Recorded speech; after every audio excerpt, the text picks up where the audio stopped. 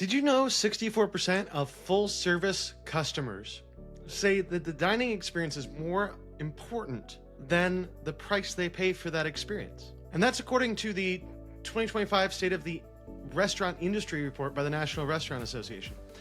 So today we're going to talk about service experience versus price as a primary decision factor. And what you'll get by the end of this episode is a systematic approach to transform your bar revenue through customer experience. Hello and welcome to the Bar Business Podcast, where we help bar owners increase profits, attract loyal guests, and simplify operations so you can avoid burnout and finally enjoy your life outside of your bar. I'm your host, Chris Schneider, the Bar Business Coach. Before we get started, a quick thank you to our sponsors, Spot On, who provide a great modern POS solution for the bar and restaurant industry, and Starfish, who use AI to turn your books into actionable steps to increase profits. Today we're talking all about customer experience, and we've talked a lot about financial pieces.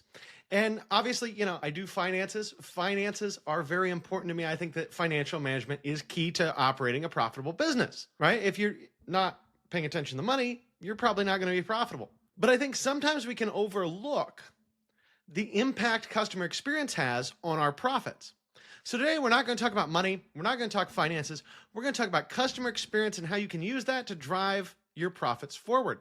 Now, let's talk about a current market reality, because when you really think about this, post-pandemic, in the last 5 years, we've seen a huge shift in customer expectations. And what customers want now when they go out is a better experience. I think pre-COVID, we got away with sometimes not having the best experience because people were more interested in going out. Let's face it, during COVID, people stayed home and they didn't spend money. And that was okay with them, and they learned to spend less. Now, we have definitely seen some bounce back, but we've also seen some pullback on that bounce back. But here's the thing you have to keep in mind. These are the problems that we're trying to solve today. Inconsistent service delivery. So if we don't give people a great experience, they're not going to come back. And overall, the hospitality industry retention rates is only about 55%. And you've heard me say this many times, but we need to aim for a retention rate of about 80%. We want 80% of our guests at any given time to be returning customers. And when that doesn't happen, we're missing revenue opportunities. We're having to spend a lot more money on our marketing and advertising. And in general, we're not going to be as successful as we otherwise would be. So the solution to this problem is systematic customer experience blueprint to understand what that customer experience looks like. And we've talked about this a number of times. And I have to give credit to Dave Nitzel, because he and Dave Domzalski, who wrote the book Hospitality DNA, really introduced me to this idea that I believe he got from Alex Day, which is the idea that your guest experience starts not when someone walks in your door, but when they first think about walking in your door. That's why I like to talk about cohesive concepts and that we need that experience to work from the very beginning to the very end. So let's talk a little bit about why that excellent service is imperative to your business. So post-pandemic, we've seen consumers prioritize restaurant purchases in their spending decisions. So it's not like people are not going out to eat. They prioritize going out to eat. That's according to the National Restaurant Association. Now, if we look at technology, one thing I find really interesting is that when we look at millennials and Gen Z, we have about 50% of them prefer tech-enabled dining. However, millennials, 53% of them prefer tech-enabled dining, while only 50% of Gen Z prefer tech-enabled dining. And what that means is today, now some of this is going to depend on where in the world or where in the United States you are, but today, most of your guests really don't care. Because I'm going to guess Gen X is a lot lower than 50%. I'm going to guess baby boomers are a lot lower than 50%. Gen Z cares about tech-enabled dining less than millennials. So that's not necessarily something we have to worry about in our customer experience. However, if you're going to do that tech-enabled dining, if you're going to have QR codes and allow people to pay from their phones at their table and all of that good stuff, make sure it works really, really well. Because that 50% of Gen Z and millennials that enjoy that are not going to be happy when they try to use your tech and it doesn't work. Now let's talk about the financial impact of our service. Acquiring new customers costs between 5 and 25 times more. Let me say that again. Acquiring a new customer costs you 5 to 25 times more than retaining a current guest. That's why we want 80% of our guests to be returning and only 20% to be new people, because bringing in new guests is freaking expensive. And guests with positive experiences, if you give people a good experience, not only are they going to come back, but 60% of the time they are going to dine more frequently, and 39% are going to spend more money. So not only does it cost us all this money to bring in a new guest, the better we do at retaining the guests we have, the more they're going to spend with us, the more they're going to come in. And if we have a loyalty program in place, and we've talked about this in the last couple of weeks, benefits of having a loyalty program, we're going to see guests spend about 39% more than non-members of our loyalty program. So the ROI on all of this service experience is huge, right? If we can stop acquiring new customers that cost us huge amounts more than getting a customer to return, if we can get our guests to dine more frequently and spend more, and if we can engage them in ways that promote what they want and give them a great experience, we're going to make more money at the end of the day. But again, like I said at the top, this episode is not about finances per se. So how do we get there? So the main thing we want to look for here, when we talk about how do we get our guests to come in more, how do we make this happen? Well, we need a system to get there. And the first step is to map our customer journey. Now, that sounds kind of crazy, but you know what? Here's the thing.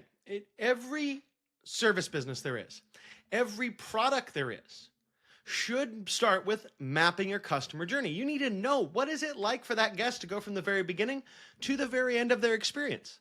And the only way to do that is to map it all out. And this includes what I was just talking about with Dave Nitzel, where we have to look at the entirety of the guest experience from the very second they think about what they're going to do, the second they think about the fact that they might want to go out for drinks on Friday night on Tuesday, through after they leave. So when we map the guest experience, we want to include all of that.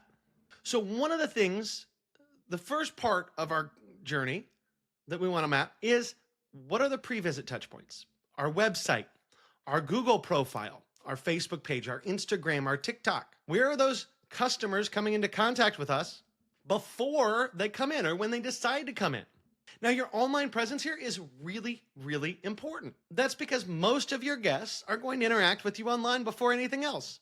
So make sure you're looking at, what are your reviews? What are your ratings? What is your sentiment analysis online? Look at things like Reddit, because that's going to have some great information about what people think of you. Now, the bottom line here is, if you have less than a four-star rating on Google, you got some problems. That's because generally customers don't trust restaurants with less than a 4-star rating. And I forget the exact number off the top of my head, but I want to say there was a Harvard study, and I should have looked it up before I recorded this, but I didn't. But it's something like every star, right? So if you have 1 star versus 5 stars, it's worth like 20% of your business, right? So you're going to make more. You're going to do better when you have those pre-visit touch points really in place. And I've said this before, I will always say this when it comes to reviews. Make sure on the reviews, whether they're good, bad, or otherwise, that you are actually responding to them. Then in your customer journey, so this is all the stuff that happens beforehand.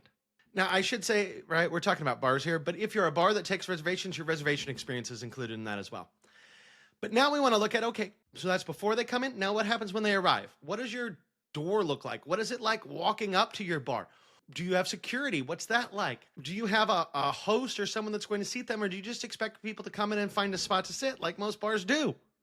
And if that's the case, how do they know that, right? Do you have a sign that says, please be seated? Do you train your servers and your bartenders say, hey, welcome in, guys, sit wherever you want? What are you doing to make sure that arrival experience, from the time they park in your parking lot or down the street to walking into your bar to getting seated and getting that first drink, what does that look like? Now, one of the big things here, and this is absolutely true, you want to make sure people are acknowledged pretty much 3-4 steps in the door, and you want to get their order within 2 minutes. If you're not there within 2 minutes, people start to freak out a little bit. Now, obviously, if you're super busy and running around and they can see that, okay, maybe you have 3-4 minutes.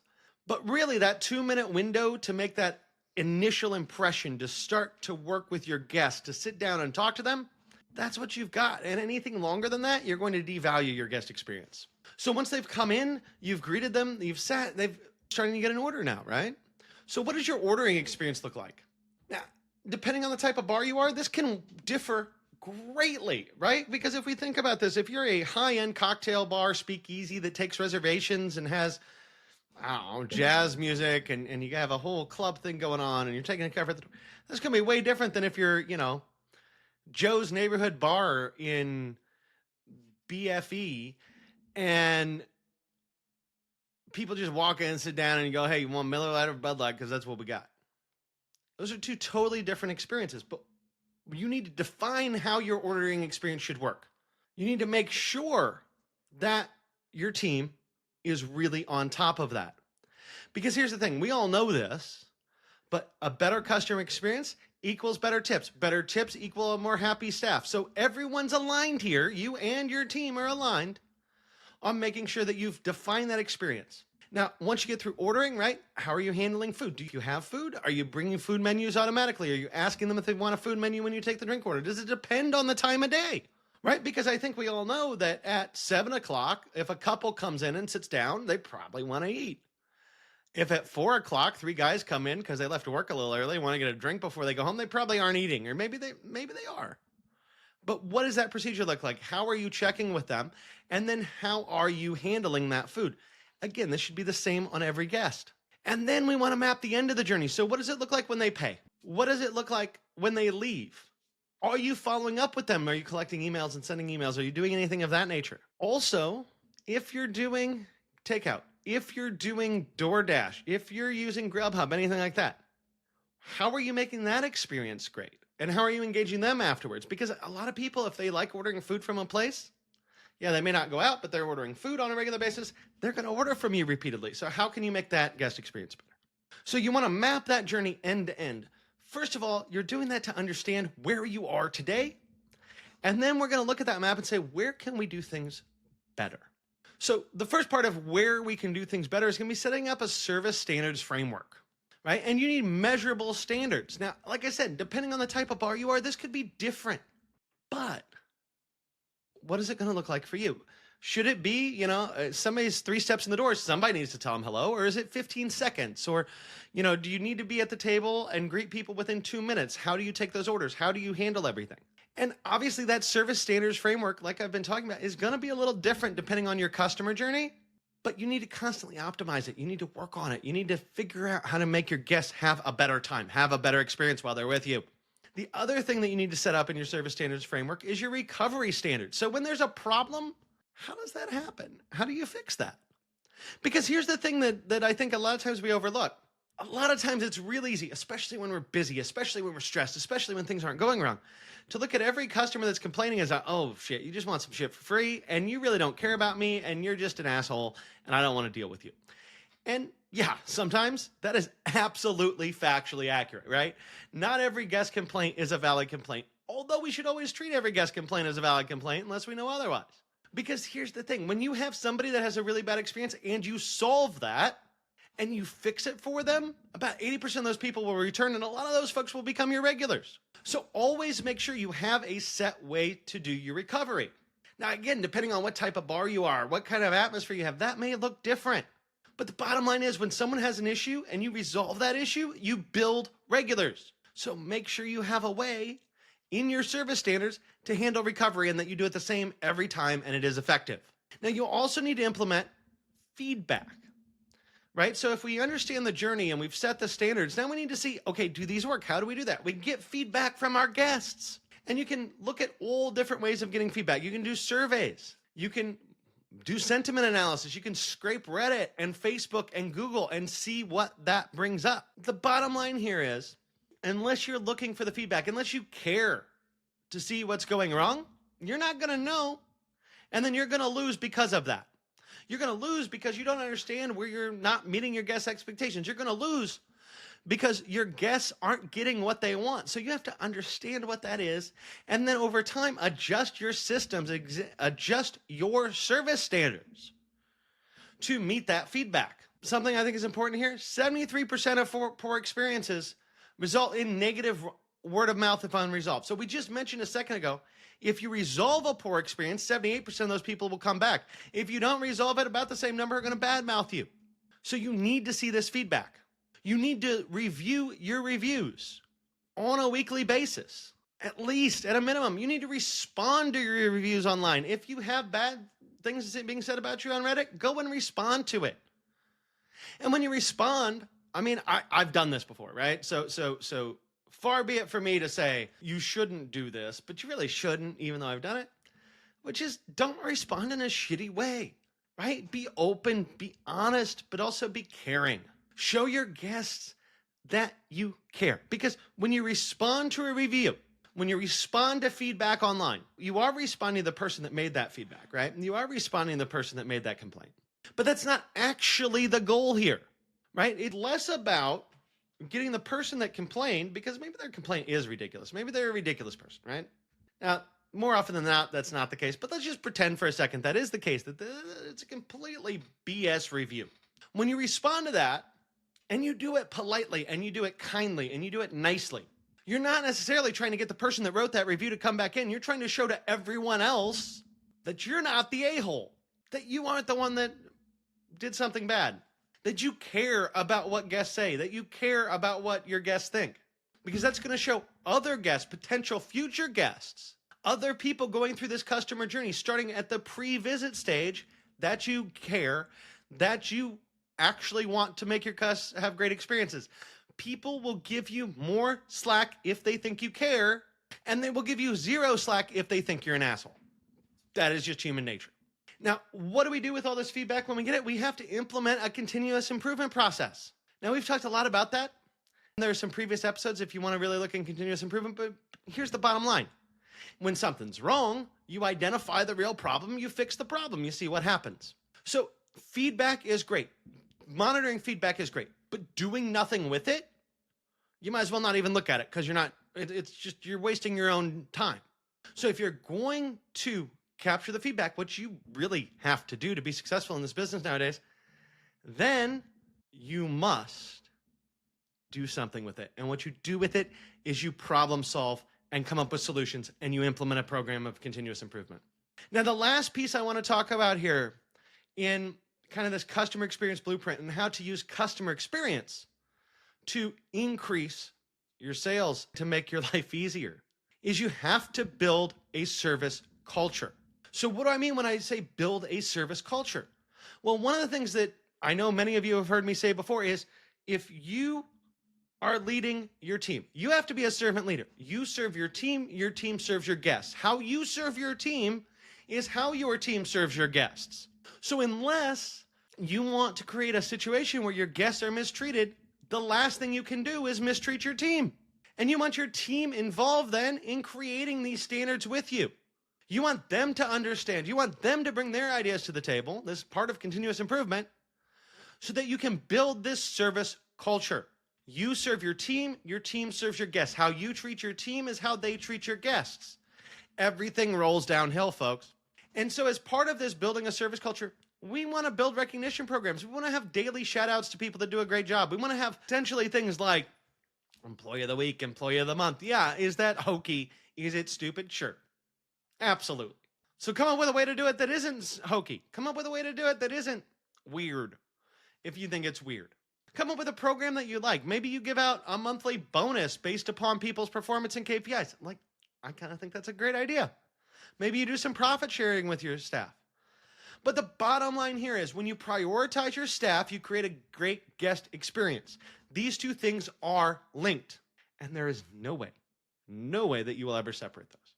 And that means that you must constantly train your staff, right? Continuous improvement also means continuous training. And we'll talk about that in the next couple weeks. We're going to talk about continuous training. But ongoing education should look like about 4 hours a month of training for everyone on your team.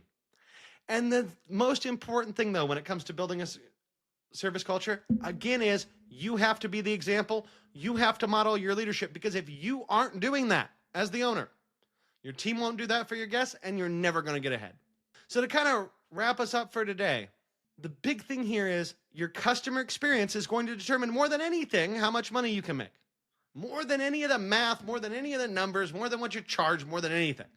If you have a bad customer experience, you won't make money. If you have a great customer experience, you probably will make money. Those two things are true. Those are facts of our business. There are some exceptions, but those are more or less facts of our business. Now, how do you do that? First of all, you ensure that you have great service. You look at service excellence as something that is not a nice to have, not something you would like to do, but an absolute requirement of your bar. You map your customer journey. You say, hey, here's what it looks like for my guests before they come in, all the way through engaging them after they've dined with you or drank at your bar. You create a service standards framework that's going to allow your team to know what their job is, how to do it, and how to successfully give your guests the best experience possible. And implement a feedback system that leads to continuous improvement. You're going to look at your reviews. You're going to scrape the internet for what you need to know about your own bar and use that to make yourself better. And in doing that continuous improvement, you're going to involve your team to build a service culture where you are the leader, but you are a servant leader because you serve your team and your team serves your guests. And you do all that through ongoing education with your team. So if you do all of this, it should increase your repeat visits. It should cause you to have a higher average spend with your guests. It should improve your online ratings, and it should reduce your staff turnover. So if you haven't ever done it before, my task for you this week, map out that customer journey, see what it looks like, and start to dive into some of these pieces, because this is how you ensure that you have a bar that will continue for the long haul. That about wraps it up for today. If you enjoyed today's insights, make sure you like, subscribe, and leave a review. If you are ready to take your bar to the next level, schedule a strategy session with me by clicking the link in the show notes below. Until next time, have a great day, and we will talk again later.